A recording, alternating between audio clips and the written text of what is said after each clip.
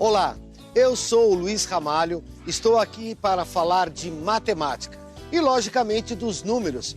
Eles estão em todo lugar, na roupa que você veste, no seu sapato, no ônibus que você pega para ir ao trabalho, no número de telefone, no seu endereço. Mas você sabe para que servem os números?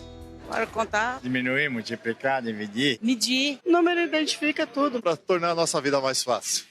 O número ele surgiu, na verdade, foi uma necessidade humana. Então, conforme foi evoluindo, o ser humano foi evoluindo o processo de contagem, não o processo de número. Supõe-se que as primeiras contagens tenham surgido durante a atividade do pastoreio. Se o número de ovelhas era grande, então eles levavam essas ovelhas a um desfiladeiro e para cada ovelha que passava, eles separavam uma pedra. Uma ovelha, uma pedra, uma ovelha, uma pedra. No retorno faziam a operação inversa, né? Cada ovelha que voltava tirava uma pedra do monte. Se sobravam pedras, aquilo era indício de que alguma ovelha teria se desgarrado. Então podemos dizer que os primeiros números são os números para contar. Até por volta do século XIX, esses conjuntos eles não tinham uma formalização, né?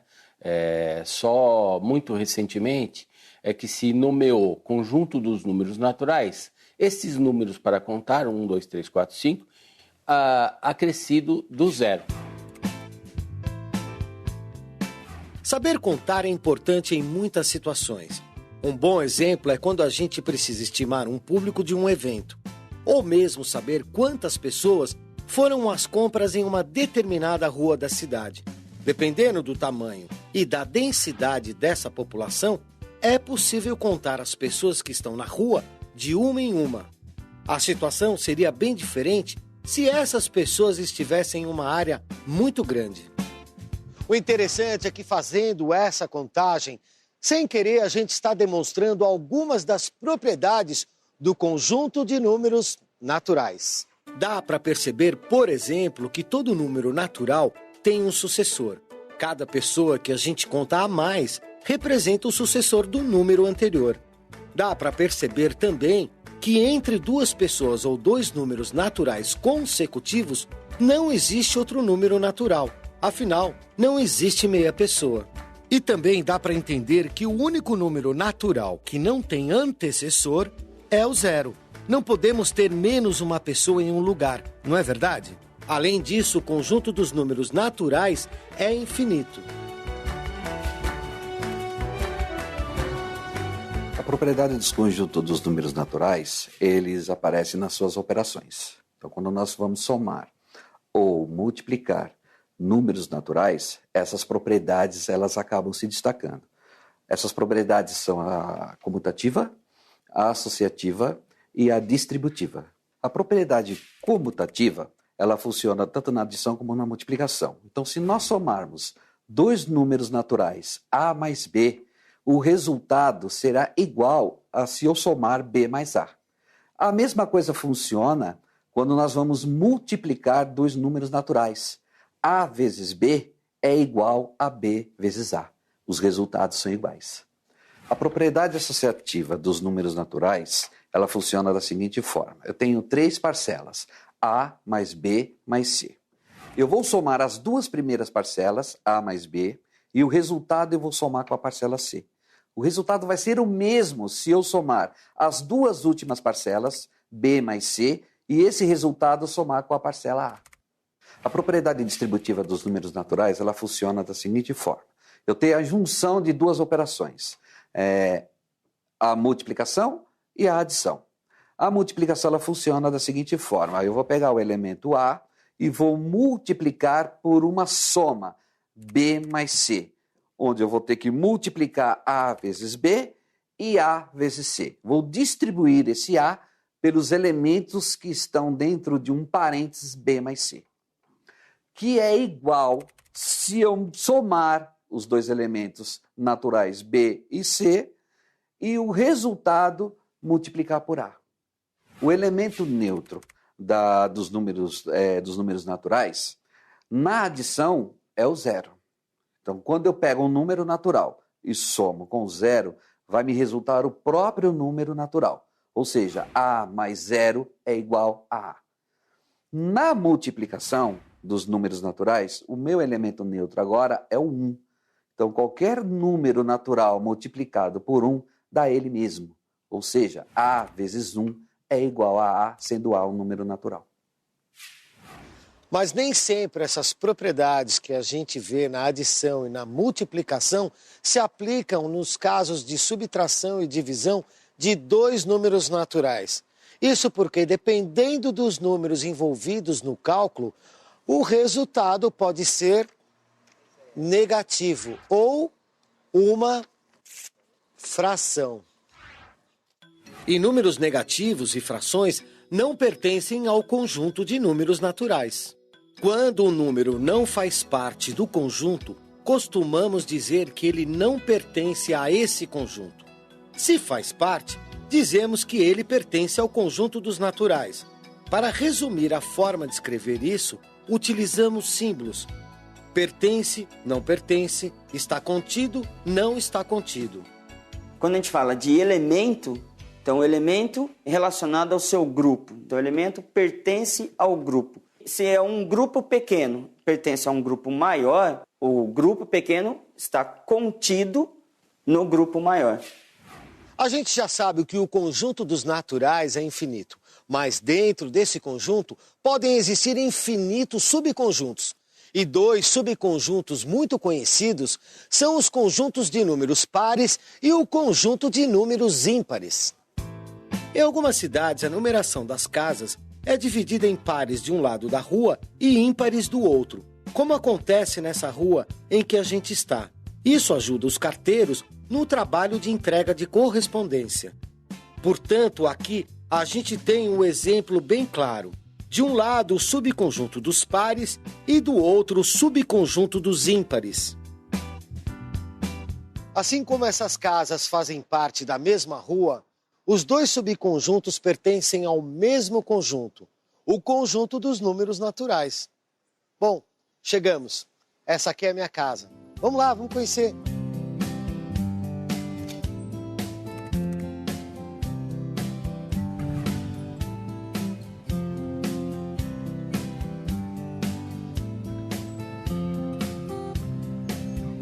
Olha, uma coisa que eu nunca tinha percebido. Olha aqui, bem no painel desse elevador, existe um ótimo exemplo de um outro tipo de número, os números inteiros negativos, que junto com os números naturais vão formar o conjunto de números inteiros. Os números inteiros são os números naturais, que a gente viu anteriormente, juntamente com os seus negativos, que é o -1, o -2, o -3 e assim por diante. E esse conjunto inteiro é representado pela letra Z. Hoje, os números negativos estão presentes no nosso dia a dia. Eles servem para representar valores debitados na conta corrente, a queda de um índice econômico ou social e até para indicar a temperatura de uma câmara frigorífica. Sorvete, por se tratar de alimentos, tem todo um cuidado, né? De armazenamento, cuidado na fabricação. E hoje nós possuímos 2 câmaras frias, as duas trabalham a menos 24 graus, justamente para manter o sorvete na qualidade, né? Menos 18 a menos 24 é a temperatura ideal para se manter o sorvete. Mas os números inteiros negativos são só uma parte do conjunto dos números inteiros. Ou seja, o conjunto dos números inteiros negativos é um subconjunto do conjunto dos números inteiros. Tchau, Tchau, tchau.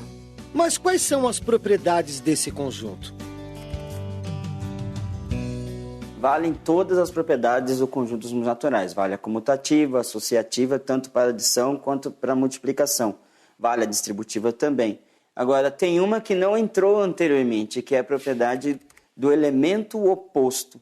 É aquele número inteiro que, somado com o seu negativo, vai dar 0. Na reta numérica, você tem o 0 como a sua referência. Então, eu tenho um número 1 que está a uma unidade de distância do 0. Então, eu também tenho do outro lado o número que está a uma unidade de distância do 0, que é o -1. Sempre esses números que estão à mesma distância, eles são chamados de simétricos. Uma dúvida comum envolve o sinal de mais e de menos quando a gente precisa multiplicar os números inteiros positivos e negativos. E para facilitar esse cálculo foi criada uma regra conhecida como regra dos sinais.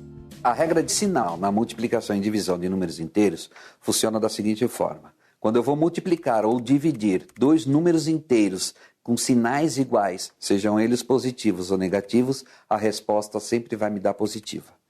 A regra de sinal na multiplicação e divisão, quando os sinais são diferentes para esses números inteiros, a resposta vai me dar negativa. E menos com mais vai me dar menos, e mais com menos vai me dar menos. Mas os conjuntos dos números inteiros e dos naturais ainda não são capazes de representar todas as necessidades do homem.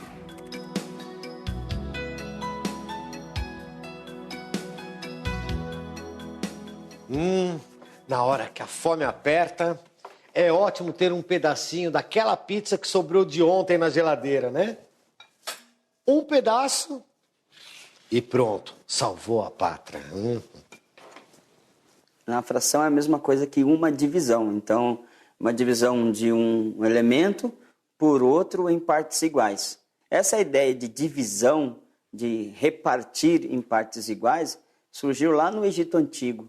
As margens do rio eram um dos poucos lugares onde podia fazer a plantação. Os sábios desenvolveram uma técnica, e essa técnica é para repartir o terreno em partes iguais. A partir do momento que eles fizeram isso, ali surgiu a divisão, ali surgiu o fracionamento da terra, né? Surgiu a fração. Pois é, se tomamos uma pizza inteira como um inteiro, então esse pedaço de pizza representa uma fração. Normalmente, uma pizza inteira é dividida em 8 pedaços. Então, essa fatia que eu estou comendo representa 1/8 da pizza que eu pedi ontem. Mas as frações não pertencem nem ao conjunto dos naturais, nem ao conjunto dos inteiros. Elas fazem parte de um outro importante conjunto numérico, os números racionais. Os números racionais são todos os números que eu posso escrever na forma de fração. Ou seja, os números na forma A sobre B, onde A e B são números inteiros e B é diferente de zero. O denominador B é diferente de zero.